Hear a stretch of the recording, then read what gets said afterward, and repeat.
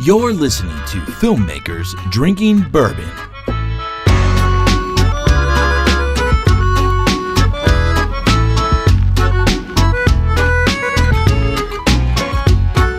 Hey, what's up, World Wide Web? It's Brandon. Hey, and before I tell you my name, I'm going to have a slug of this bourbon. Oh yeah. I'm Jeff. And we're filmmakers, and we're drinking bourbon. Cheers. Well, kinda. Kind of. Yeah. Kind of what? Kind of drinking bourbon? No, we're not drinking bourbon. Or kind of filmmakers? We're drinking. Both. Both. I'm a filmmaker. Why are you even here?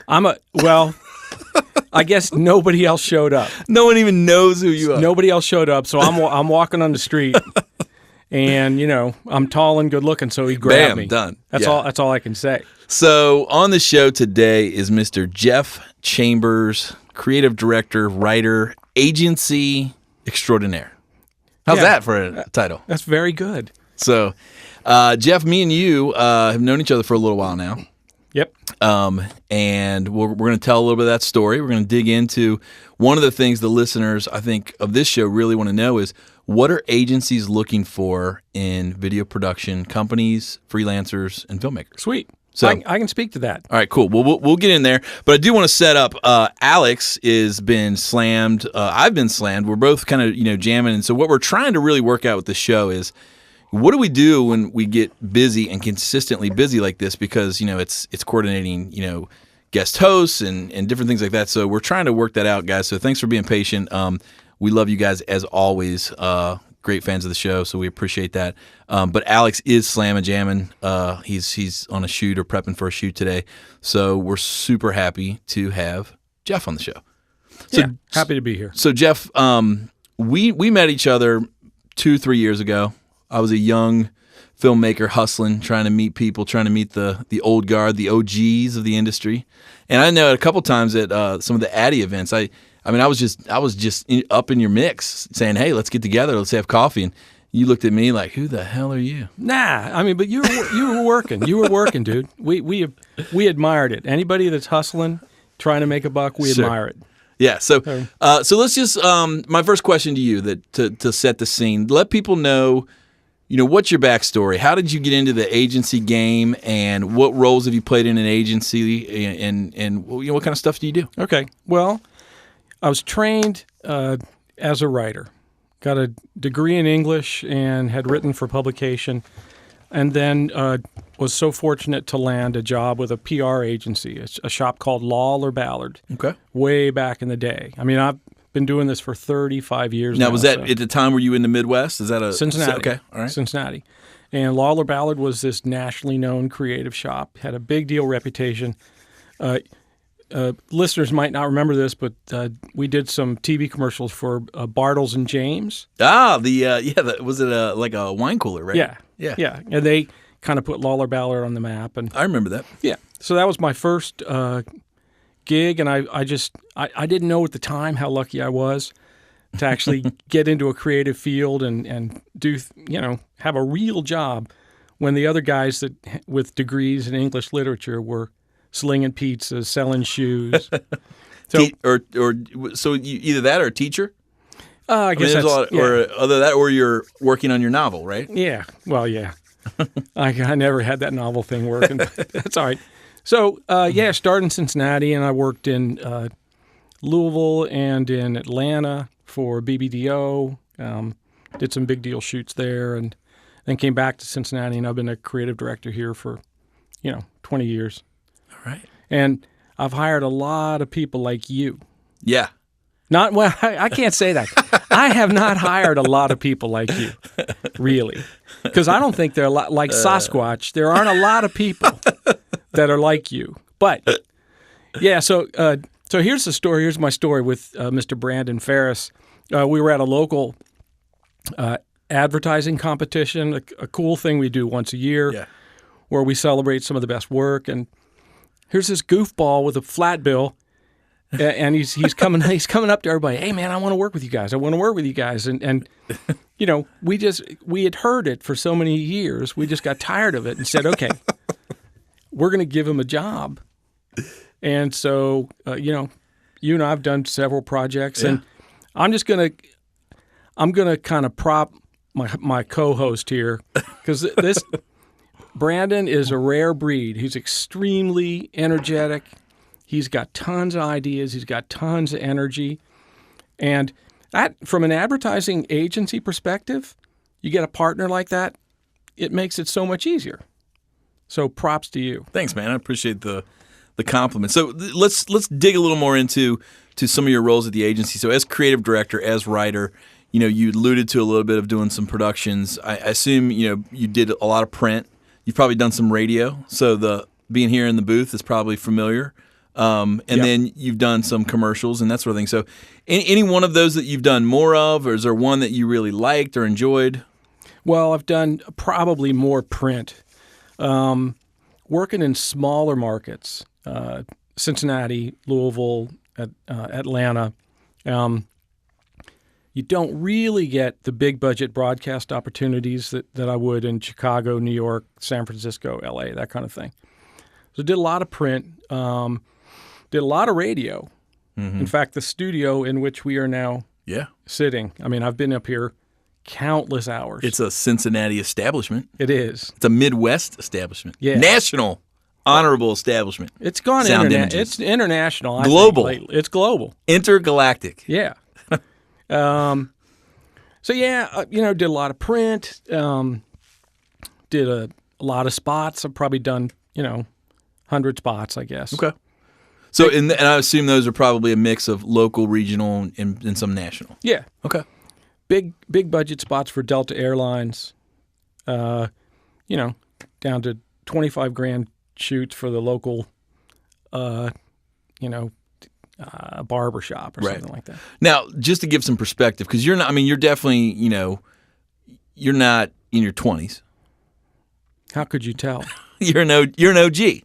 Dude, you're an original gangster. Seriously. You've been doing this for a while now. So for real. You've been through the days where there was massive advertising budgets for broadcast, when broadcast was like a thing. Please. Like it was a big deal, right? Tiger. To whereas nowadays the question is who even watches broadcast? Because all the eyes are on phones and digital.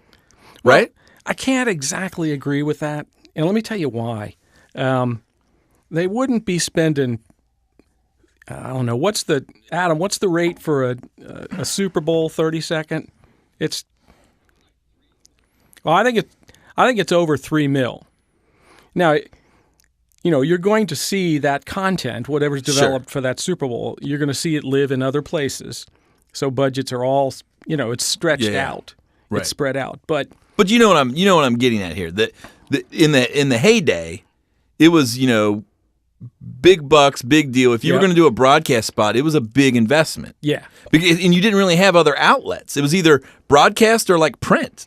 There was no middle ground of this sort of branded content that we see all over the web now. Oh, absolutely not. You know what I mean? Absolutely not. So back in the day, I'm going to use that expression even though I kind of resent that expression. But back in the day, everything was keyed by broadcast. Broadcast was the big dog. Yeah. Feed the big dog. Supporting print, we had out-of-home advertising, and we had radio and PR. Those were the things. That's where you spent your money. Sure. And man, I hate to talk about the salad days, but we would have pre-production meetings. I mean, we would cater. Oh yeah. And sit around and BS and all that stuff. And Mad Men. Yeah. Yeah. Drop money. Don Draper. You were smoking and drinking and the whole deal. I never smoked. But here, let's have another sip of bourbon. little nip for the old day. Here's to the old Don Draper and the boys. Don Draper. Yeah. So here's where I want to get into is, as a creative director, you're at an agency, you're working with a brand. Okay, let's just say Widgets Inc. is the brand, and you're developing them, you're trying to position them, and along the way, you guys realize, man, we need some video content. So how does an agency think? Do they automatically have a go-to partner? What makes that partner worth calling again? Do you start looking for new partners? When do you start looking? So let's start with what was, in your experience, what was some of the primary drivers to deciding who was going to execute the video? Okay. Well, you first have to define the sort of agency in which you're working, because they're not all the same. Some agencies are extremely creatively motivated. They're not so bottom line motivated. They'll spend money to get good creative resources, maybe make less on a project. And that's one very viable way to do business. A lot of national class agencies, like Droga 5 and, Crispin Porter, that they do that. Then you have other agencies that are a little bit more bottom line focused, and they're going to give you tight restrictions around what you spend. So you kind of, it's different depending upon the sort of agency for whom you're working. Now, I've always tried to get jobs in really good creative agencies. Mm-hmm. So the first thing we would do in a creative agency is find out who's doing cool shit. Okay. And, you just, back in the day, it was, there's that expression again. It was extremely difficult. You had to do a lot of homework and digging. Yeah. Today, that information is so readily accessible. Sure. Well, and back then, the way the advancements in technology, you had to have money to be a player in the game. Cameras back then, systems, an Avid editing system was a $50,000 editing system. And now you can do the same exact thing for $9.99 a month with Adobe Premiere. Yeah. And, cameras, you can rent a Red, you can rent an Alexa, whatever, on places like Lens Pro to Go. You can rent them for the day. So the playing field is completely level. Yeah. Everybody has the same toys. But that's not exactly helped the production industry from my perspective, and I'll get to that a little bit later. Okay. Anyway, so what were we talking So about? you were just saying it was a little harder back then to find who was doing the cool stuff. Took more work. Yeah. Took more work. If among really good creative shops, there was an excitement around the work. So you could call somebody, you didn't even know him or her, and say, hey, who'd you use for this shoot? And they'd tell you. They'd be excited. But these days, there's a lot more protectionism going on. You want to keep things closer to the vest. It's a lot different. It's a lot different. But, so yeah, we'd find people that did cool stuff. And that was step one. Now, let's say you find somebody, they're doing cool stuff. How did you vet them? Or, I want to look for a couple practical takeaways, for the guys listening. Guys who listen to the show, or there's freelancers, there's guys with small shops like Leap Frame, there's, some big shop people. And I think what are some of those practical takeaways, or, some of the things they should be doing when engaging with agencies to let them know, hey, you can trust us. We got this. Well, trust comes with established relationships. And all you got to do there is just do it over a number of years, like you in this market. Mm-hmm. Nobody knew you, just saw the energy and gave you a shot, and now you've got that level of trust. So getting past that, it's just a matter of work. Yeah. But here's another thing that we really looked for in creative kinds of shops, right? Not the shop that'll do anybody's talking head, stupid ass video. Sure. But in a creative shop, we really looked for a point of view. We, if we had a computer here, we could call up a dozen skilled videographers. Sure. And you're going to struggle, really, to tell me a difference in point of view from the first to the 12th. Yeah, everybody's going to list the same gear. Everybody's going to have the same reel. Everybody's going to have shown, similar work. Yeah. Their branding, is it a reflection of their personality? Mm-hmm. What's their brand promise? All that kind of stuff. Branding is every bit as important for a videographer as it is for a company selling soap. So even as a creative agency, when you guys would look at vendors, in addition to their work, you're looking at their brand. Totally. Who are they what's the Kool-Aid they're selling sort of thing. Totally. Okay. Yeah, dude. I mean, I can tell you, you call a guy up, and you know within 4 stupid seconds whether you're interested in that person or not. And maybe that's a little bit, superficial. Sure. Maybe you need to get past yourself a little bit. But that's how brand impressions are made now. Yeah.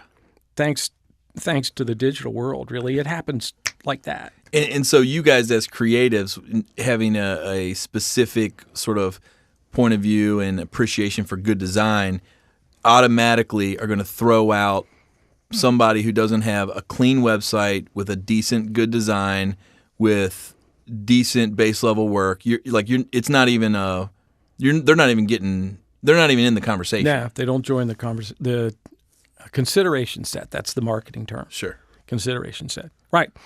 I want to see that it doesn't have to look any particular way, but it's got to look fresh. Yeah. A little bit. And you want it to look as if they thought about it, they've organized it, they definitely have a way of thinking in a way that they're going to carry themselves before you even have a conversation of, could I work with you? Now, did you yearly, monthly, did you kind of vet people and get them kind of into your system and roster, or was it a thing where it was like you got so busy, your go-to was booked, so you had to find somebody else? How did that work? Or did you guys do like a vetting process? Well, the truth is that among the best creative agencies, the best creative people, we were constantly looking to see what was going on. Yeah. So, a real good studio be top of mind. You'd hear from some guy in Austin, hey man, check out Picture Park up in Boston, or whoever it is. And so that was a constant sort of source of vetting, really. But we were, we made sure that we were aware because it was fun, because it was interesting, that kind of thing. Nice. All right. Well, I'm gonna put you on the spot. Let's see if me and you can develop together. Let's give them 3 things. So you've got your freelancer, your startups, your young people trying to make it. They're trying to break in. They don't have the established relationships in the industry. Let's give them 3 things. So number 1, what do you think? Number 1 thing that you need to be doing? You need to create some work that expresses a point of view, and it doesn't even have to be for a real client. It doesn't have to be something you get paid for. But you have to start to develop a point of view. All right, I agree with that.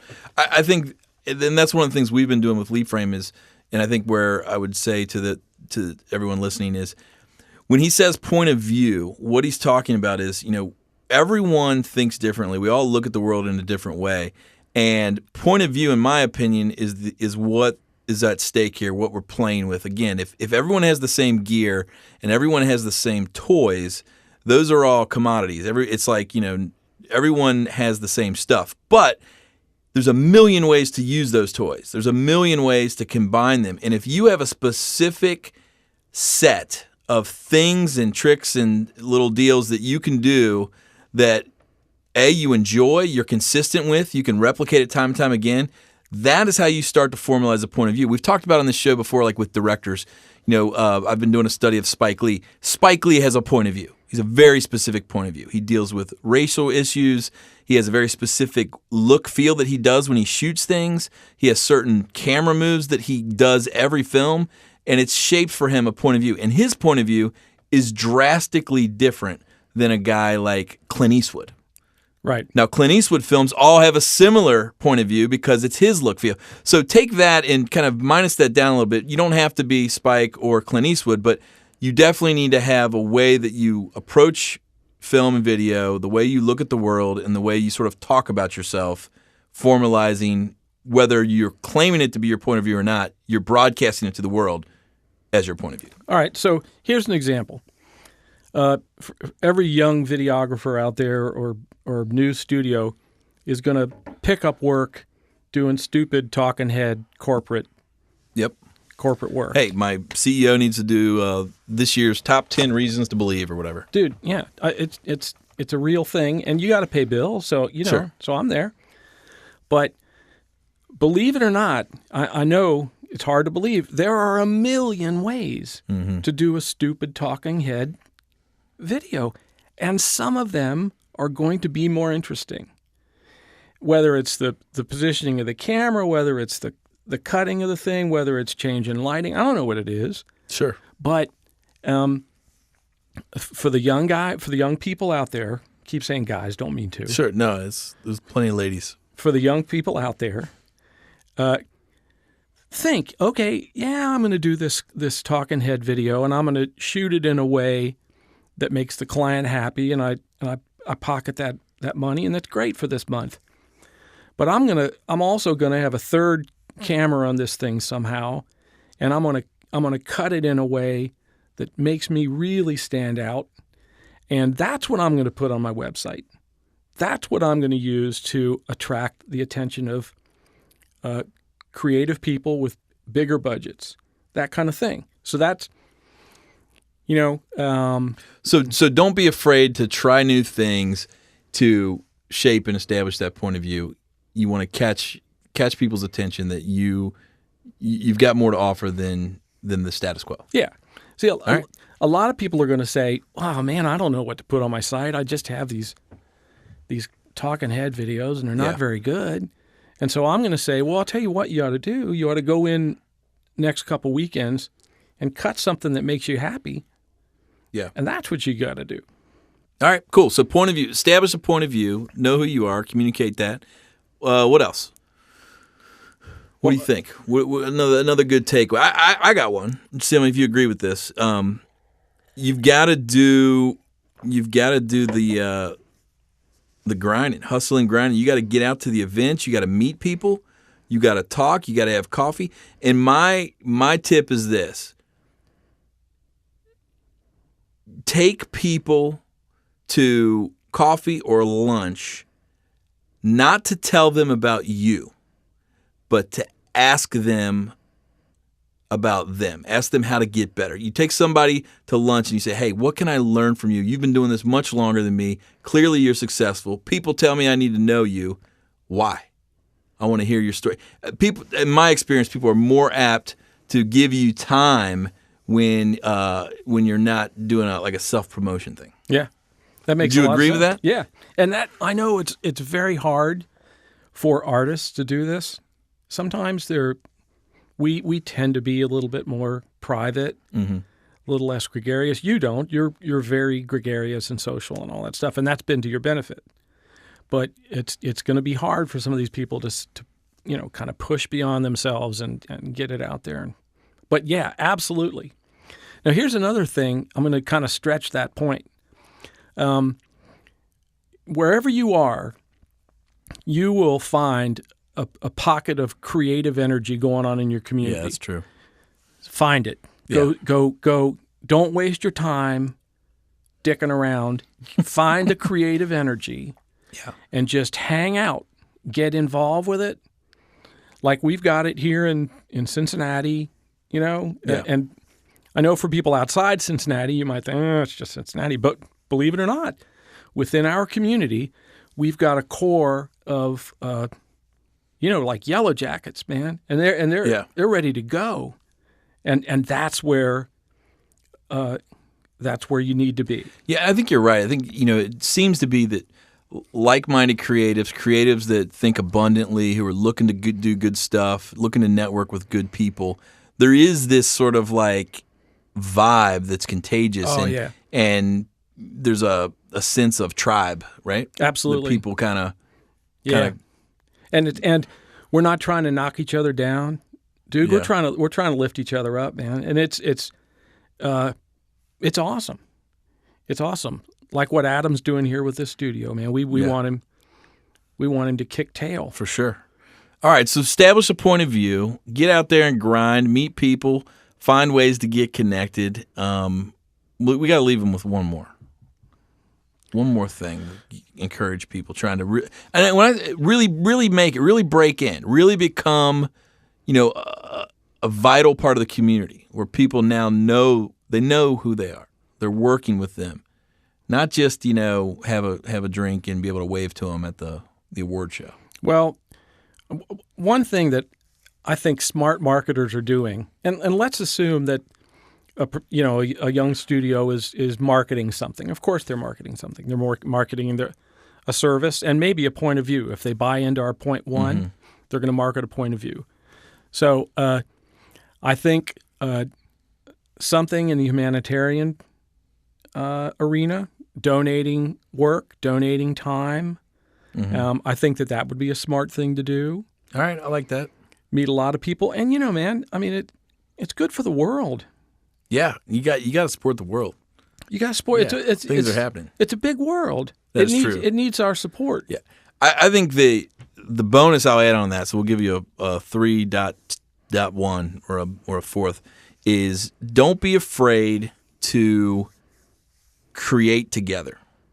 So I think my experience is guy you write for a lot, Keith Neltner, somebody I admire. He does great work. He's one of the sort of the creative guys in town, in the region, and he does killer work. And I've wanted to work with him for years. And I did, kind of what you were explaining. I kept being around. I just kept being in the room until eventually one day it wore on him, and he invited me to collaborate on a project. And he said, "Hey, I'm getting ready to paint a 70-foot mural. Yeah. And, do you think you could shoot a time lapse?" And then I kind of used that opportunity, and I was like, in my head, I was like, well, I could shoot a time lapse. Hell, let's make a documentary. So I took what could have just been capturing him painting a mural, and then together we created a film that included, the whole city and interviews and beer, and then we turned it into an event. We had over 500 people. I was there. You were there. Show up for the premiere. Adam was there. Adam was playing. We had a band and a horse outside. It was crazy, but we took what could have just been a time lapse, and together we really made a moment out of it. And through that, we formed a friendship. We spent time together. We built that project. Since then, we've collaborated on other projects. We've met people because of it. So I think that would be my third would be, don't be afraid to find the people who are doing cool stuff and that you admire, and collaborate with them. I think collaboration is a huge thing. Yeah. And I think it scares some people because they have more of a scarcity mindset. And if someone, over across the street does well, that means I can't do well. But I think, flipping that viewpoint to an abundant mindset, saying, hey, if the person across the street does well, I can do well too. Now, okay, so we were at lunch the other day, and you had a quote, something about not frequency, not scarcity, or what was the quote? Scarcity versus abundance. Okay. And I was talking about just an abundant mindset. So I was first introduced to the concept at a deep level from a book called Love is the Killer App, written by Tim Sanders, who he was formerly the solutions officer for Yahoo. He's just a really smart guy, marketing guru. And he, in his book, he really breaks down the difference in philosophy of abundance and scarcity. So a scarcity mindset says, if all my friends on Halloween get lots of candy, then I won't get any candy. So therefore, I don't want my friends to get any candy so that I can get all the candy. That's scarcity. And when you have a scarcity mindset, you're paranoid, you're critical, you're self-doubting, you are always watching what everyone else is doing, you're not focusing on what you need to be doing, and your world becomes cynical. You surround yourself with cynical people, and it's a spiral of negativity that is ultimately going to kill you. Yeah, man. You can't be creative under those guys. Exactly. The abundance mindset is the opposite. The abundance mindset says, wow, all my friends in the neighborhood are getting so much candy for Halloween. That's awesome. I am so excited for them, because that means that I too am going to be able to hit the neighborhood and get some awesome candy as well. And you celebrate together, and then you all get in a room and dump your candy out, and you're trading your favorite candy. And, oh, yeah, I got a Jolly Rancher, Jeff. Yeah, you got an M&M. I'll trade you. Blah, blah, blah. Yeah. Everybody's winning. Everybody's succeeding. There's enough candy to go around for everybody. So the abundance mindset brings nothing but hope and joy and opportunity and inspiration and, a healthy sense of competition and, oh man, great. Oh, you got 50 pieces? I think I can get 51 pieces of candy. And it's just becomes this, sort of energetic feeding frenzy of like anything is possible. Sure. And I really think that the abundance mindset is true. I mean, there's enough work to go around for everybody. There's so many companies in every city that need content, and they all need different content. And there's going to be some companies that need a point of view that's very buttoned up, and there's going to be other companies that need a point of view that is radical.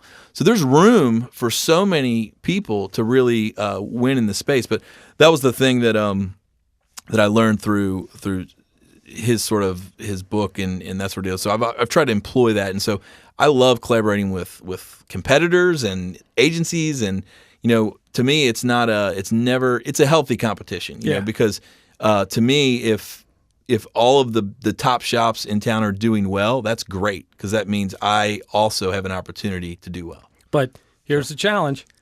Since just about anybody whack job anybody can pick up a camera and they got Premiere and they got a Mac and they can start putting and they get a little sound bed and stuff like that, do a little simple VO. I mean, having a distinctive point of view was never more important. Absolutely. It's paramount these days, and it's almost to the point where not only do you have to have a good reel and good content on your site, but that good content has to be full of a point of view. You have to be able to look at it and go, "Oh, this guy's doing something. He has a definite thing that he does that's different than anything else I've seen." Yep. That's definitely a thing. So you see it a lot with music video directors. Yeah. The ones that are just really killing it have a really unique point of view, and they're really trying some interesting ways of storytelling with music videos. And you can see all the other music videos that all look the same. It's just, a little slow motion here, a little bit of, sort of split screen, and they're just kind of formulaic. So. Yep. Gotcha. So anyway, well, I'll tell you what, man, the thing we do on this show, it's been fun. It was a good chat. That was a good time. It was a good time. I enjoyed this immensely. I want to dig into what we really talk about on the show. There's three things. What are you watching? What are you working on? And what are you excited about? Let's start with the first one. What are you watching? What is Jeff Chambers, writer, creative director extraordinaire? Do you watch TV? Do you listen to the radio? Do you read? What do you do? Well, yeah, I do some of all of those things. I listen to NPR on the way to work. Nice. And on the way home. So do I. Right now, the TV show we're watching is The Walking Dead. All right. So, Now, the original or like the spinoff series? Isn't there like two? Dude, there are actually two spinoffs, I think, now. We watched the original. Okay. I have yet to jump in. Is it worth jumping in? I typically struggle with things that I'm a realist. So I typically struggle watching things that aren't real. So clearly zombies aren't real. But why do you like it? What if you have to have realism? You seldom go to movies, do you? No, I just don't see superhero movies. Hate them. Yeah. Can't stand them. And I don't like robes, wizards, none of that crap. Well, I'm sorry for you. I feel really bad for you in your limited world. But The Walking Dead is so ridiculous. Yeah, it's just ridiculous. So what do you like about it? Character development. These characters go through all sorts of trials, and some of them change, some of them don't. And that's it. And I watch it for the absolute absurd nature of the plots and all that stuff. Yeah. And it's funny, that expression about willing suspension of disbelief. Well, this is the stupidest show ever, but we love it. We're sitting there watching it. We can't miss it. So that's awesome. Yeah, I'm watching The Walking Dead, watching 60 Minutes. All right. Is that still on? You're such an idiot. Is that still a thing? Who watches 60 Minutes? You're such a turd. Who watches 60 Minutes? Are you serious? I can't believe he's such a turd. The rest of the world has the internet, and we look at our phones to get the news. And you are still in your living room. Dude, my wife... Honey, it's time for 60 Minutes. This week on 60... Yeah. Ed Bradley's still alive, too. Don't believe what they tell you, man. No, my wife watches Netflix all the time. She likes all of those English Oh, okay, yeah. English period pieces, little English crime dramas, that kind of stuff. Nice. So that's what we do with TV. All right. What am I working on right now? Well, I'm not done with that yet. What about any films you've seen recently, or anything you get out to the motion pictures? You're not going to believe this. But my wife wants us to go see the new Jack Reacher movie. Really? Yeah. All with right. Tom Cruise. Yeah, Tom Cruise. I have to go sit and watch Tom Cruise. It's going to suck. I think Alex just went and saw. They just went and saw that. I'm excited about the new Ryan Gosling movie with the cute redhead girl. It's called La La Land. Did really well at festivals, but it's this sort of like romantic comedy. I'm a big rom-com fan. I like rom-coms. I like romantic comedies. I like documentaries. And I like drama. I like when movies don't end well. Like, let me rephrase that. They don't have to end bad for me to like them, but when they end in reality, if not everybody falls in love and somebody dies, I'm okay with that. Like, I'm okay walking away, like having to deal with like who we are as a world. The reality of it. Yeah, like I'm okay. Like most people don't say, "Hey, I'm going to watch 12 Years a Slave." I actually was really excited to see that film. Yeah. You know, I'm okay. I know some films take work, and you have to go to them, and you know that I'm committing to this because it is a process, and I like those type of films.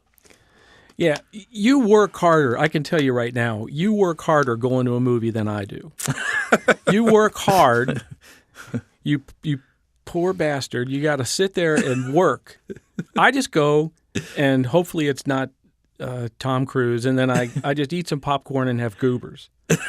So that's as hard as I want to work with movies. What about where you stand on superhero movies? We have on this show, we have an ongoing debate, and it's polarized. Alex is pro superhero movies.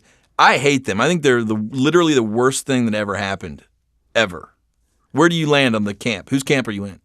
Are there girls in the superhero movies? Sure, there could be. Well, then you got to decide, in or out. Iron Man, in or out. Marvel. I know Iron Man. Are you in or out? I guess I'm all right. I can't say in you're or not, out. You're not going out of your way to see the Avengers. I actually prefer obscure foreign films. Okay, great. Very dark. Okay, so now you're in my camp because so like Jean-Pierre Jeunet, Amelie, Micmacs. Are you into him? Yeah, he's amazing. Delicatessen. Yeah. Great stuff. Yeah. Oh, see, look, you might be on my side. You're smarter than you look. You might be on my side. This is interesting. All right. Well, what about what are you working on these days? What's the deal? Let me think. I'm doing some brand development for a couple of companies, and one pretty interesting project. I can't talk about them. Yeah, no, that's how we always end up on the show, like just talking around things. Doesn't it suck? Yeah. I can't say anything. Yeah, like me spilling some big secret here. Yeah, no one cares. Yeah, no one cares. But I'll tell you, I'm excited, or not excited, but the one thing I have been working on was this piece for a tequila brand, which also happens to be something you've been working on. Yeah. So that was kind of cool that we got to collaborate on this project. Well, in fact, you, I believe, went to Mexico for a week. Yes, I did. By yourself, or maybe with one. I had a guy. You had a grip. I had a guy. You had one guy with you. I had Francisco. And you went to Francisco. Yeah, he's great. And you went down there and shot for like 7 days. So tell me about that. It was crazy. Yeah. So we were slated to work with this tequila brand to go to Tequila, which I didn't know was like a thing. There's a town called Tequila. Yeah, did not know that. And that's where they make tequila. And we were contracted to go with them and film. We were going to do 3 days, film for 3 days. So with travel, it was 5 days total. And we're going to film and have content to sort of tell their story at a big meeting, and then use some other content, for marketing purposes. So it was exciting. We were prepping for it. I know on the show I've talked about a couple things, but the big thing that I was worried about was the border. Yeah. Because I had never shot internationally, and I didn't know, how do I get $20,000 of filmmaking equipment across the border.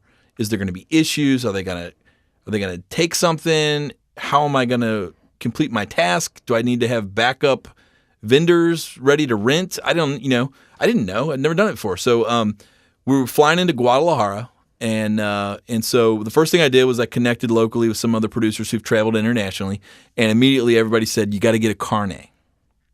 Get a carnet. I'm like, what's a carnet? So I looked it up, ATA, Boomerang Carnets. A carnet is essentially a bond. Okay, so for everybody listening, if you have to shoot internationally, you should consider getting a carnet. Now, if it's just you in a Canon 5D DSLR, like, you're fine. Just cross the border. That's basically a personal item.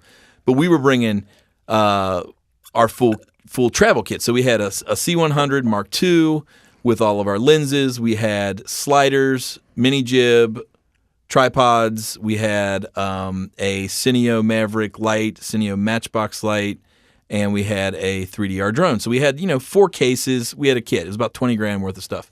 So if you're traveling with anything of substance, it's probably smart to get what's a carnet. So a carnet essentially serves as like a bond so that you can import your goods. It's like a passport for your gear. You can import your goods into the country tax-free, and then you can export your gear, so get it back out of the country for the purposes of your trip to do your job. And so the carnet serves as like a bond. And so instead of paying potentially $5,000 in taxes through Mexican tax revenue, you're paying X amount of money to the carnet. It's like this international pass. So you're paying $500 for the carnet instead of $5,000. Does that make sense? It does. So that was the first big lesson I learned, was get the carnet. So, but the carnet, you have to have it stamped in this very specific way at the border. So before you leave the U.S. has to validate everything and say, yep, you're taking it in. They stamp and sign it. You arrive in Mexico. You tell them you have a carnet. It's a big production. You get to customs. They look at your carnet. They tell you to open your gear. They checkpoint all the equipment to make sure it lines up with what's listed on the carnet. Then they give you a stamp and a check mark. You have to do the same thing on your return back to the States, and that's kind of how it works. So I didn't know how that was going to go. I don't speak Spanish. I brought along Francisco he's an IT guy, but he's ended up being a translator and basically being the director of the whole shoot, as I was kind of the director of photography. Did he enjoy it? Oh, he's great. Francisco's the man. He's the guy. He's the dude. So we had a great time. We got in, no issues. And from there we had some guys that met us at the border who were working with the distillery, and they were no joke, dude. Like, they were looking out for us. They were scanning the crowd like hawks and got us to the Suburban and made sure we had safe transport the whole trip. We got the tequila. Beautiful countryside. It's in a valley. There's a volcano. There's mountains. Yeah. Just fields and fields and fields of blue agave. Beautiful. And a nasty little plant. I mean, spiky. It'll cut you in half. But one of the cool things that we learned was that the agave plant has to grow for 7 years before you can harvest it. Whoa. So 7 years of growing, then you harvest, and then you mash it up, and you get the liquid, you distill, and then you only store in the barrels for like 8 to 12 months, and then you're good to go. All right, I got it. This is an important technical question. This is about the technology, filmmaking technology. Mm-hmm. How much tequila did you drink while you were down there? There was a lot of tequila that was being consumed. Every day, every night, we were drinking tequila. That's an important technological issue. Yeah. So, but it was no vacation. We ran 15-hour days. Ooh. So we woke up before sunrise, and we weren't done till sunset. We were trying to capture morning light and afternoon light, also known as magic hour, every day.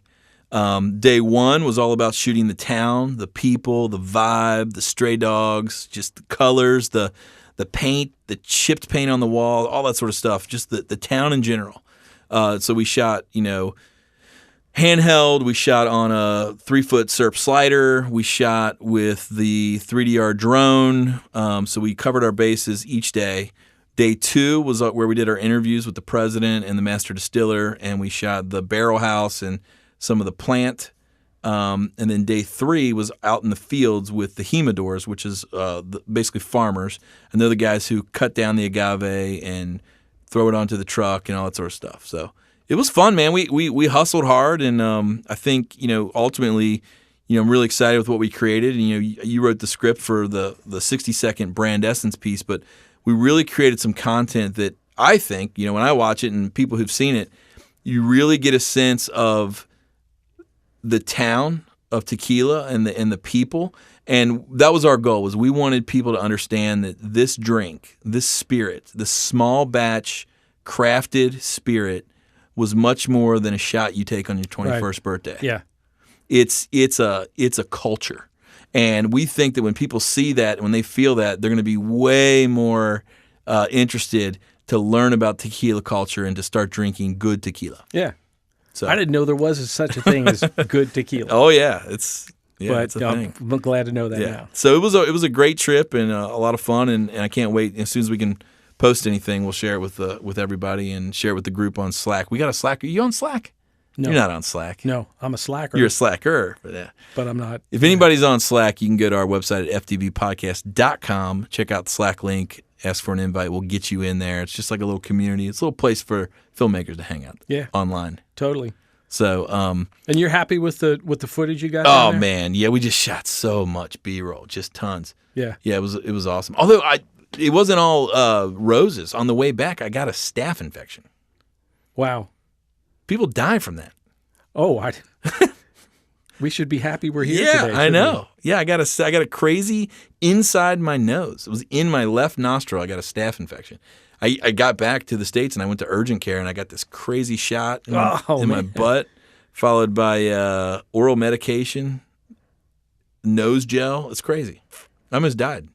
Dude, I didn't die. That's occupational hazard, man. It's a deal. Yeah, it's a problem. I'm not going down there. Well, it wasn't. It could have happened anywhere. It wasn't because of Mexico. Mexico was great. Right here in Cincinnati, you can get a staph infection. Absolutely. I don't believe it. There's staph on your body at all times. No. There's staph on your arm right now. Not mine. Not mine. Nope. Adam, maybe. You, not mine. So, what about you? Have you done anything recently that you're excited about? You got anything lined up? Any place you're going? Anything you're doing? What are you looking forward to, man? What's inspiring you? I don't know. I mean, honest to goodness, I get inspired by every creative brief that crosses my desk. I look at it and think, man, we could turn this into something. Yeah. That's the part of our work that's just so rewarding. We get to make stuff up every day. Mm-hmm. We're making art, and it's art that's beneficial to a number of entities. It's very good for the business. It's soul satisfying for us. We're really very fortunate people. Yeah, it's true. It's a great industry. I think I want to leave the listeners with one final thought, and because you're so good at what I'm about to share. I'm reading a book right now. Our creative director, Bridget Agricola, she recommended a book to me called "Ego is Evil." Something about the evil ego by Ryan Holiday. It's not evil as ego. What am I thinking? Ego is evil. Ego is bad. Anyway, reading this book, and it's really good. And it's kind of hinting at how the ego can kind of get in the way of things, and creatives struggle with some of that stuff. And so I'm reading this book, and the whole time I was thinking about you. Not because you have a big ego, but because I think you do some things really well that I think the listeners could implement, which is you are always connecting with creative people and looking for people who are doing cool stuff. You're always wanting to collaborate. You're always looking to learn. You're always willing to teach.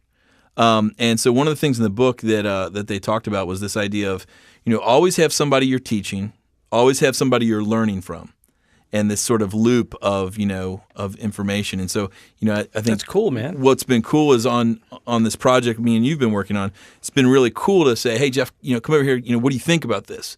And I just love the way you give feedback and the way you're able to massage things and critique things. And well, thank you. I appreciate that. So I that's a huge thing. Talk about that from your point of view and your experience. I know you believe in that sort of way of thinking, but just the importance of pushing it. Well, dude, here's the thing. There are, and I say this all the time, I firmly believe this, There are a million ways to solve any creative problem. A million ways, whatever the problem is. So, you call me over and say, hey, let's take a look at this rough cut. I know that there are a million ways to do that rough cut. There isn't one specific correct way. There just isn't. This is art, for heaven's sake. So, what I try to do is appreciate the thing for what it is. And if I feel that there are some different directions that we might go, I'll say, hey, have you tried maybe doing this or doing this? But,